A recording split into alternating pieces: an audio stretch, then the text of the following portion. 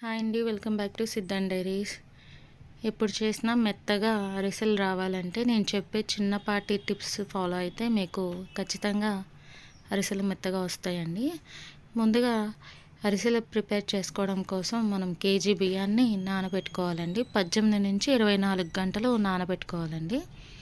Ration బియ్యం అయితే అరిసెలు బాగా వస్తాయండి. రేషన్ బియ్యం లేకపోతే మీరు మామూలు బియ్యం అయినా వాడుకోవచ్చు. ఇలా బియ్యం అనేవి వాసన రాకుండా ఉండటం కోసం మనం మధ్య మధ్యలో 2-3 సార్లు కడిగి నీళ్లు మార్చి నానబెట్టుకోవాలండి. ఇలా నానబెట్టిన బియ్యాన్ని మనం పిండి మరయించుకున్న పిండిని మళ్ళీ మనం ఒక 2 సార్లు జల్లించుకుంటే పిండి అనేది బాగుంటుందండి. ఇప్పుడు జల్లించుకున్న పిండిని తడి ఆరిపోకుండా ఒత్తుతూ జల్లించుకోవాలి. ఇప్పుడు స్టవ్ మీద ఒక బాండీ పెట్టుకొని దాంట్లో కేజీకి 3/4 కేజీ బెల్లం వేసి లేత ఉండపాకం వచ్చేలాగా పాకాన్ని అయితే ఉడికించుకోవాలండి.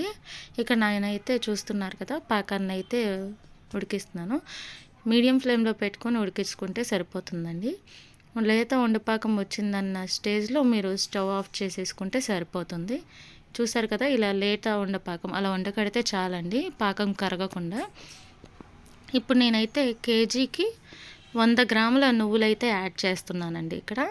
అలాగే యాలకులు 4-5 యాలకులు దంచి ఆ పౌడర్ని అయితే ఇందులో వేసి మిక్స్ చేస్తున్నాను. ఇప్పుడు మనం ముందుగా జల్లించి పెట్టుకున్న పిండిని కొద్దిగా యాడ్ చేసుకోవాలండి. ఒకసారి యాడ్ చేసుకోకూడదు. ఉండకట్టకుండా తిప్పుతూ మనం మిక్స్ అయితే చేసుకోవాలి. ఇప్పుడు పాకానికి సరిపడా మనం పిండి అయితే యాడ్ చేసుకోవాలండి.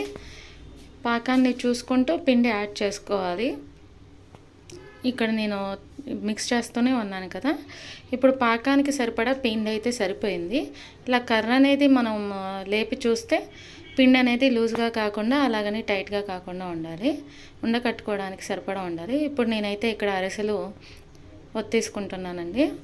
ఈ అరిసెలు ఒత్తుకున్న వాటిని వేడివేడి నూనెలో వేస్తున్నానండి.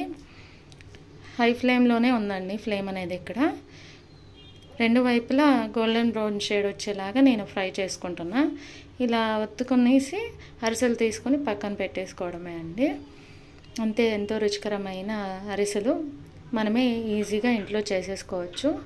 నా ఛానల్ని కనుక మీరు ఫస్ట్ టైం వాచ్ చేస్తున్నట్టయితే please like, share and subscribe to my channel.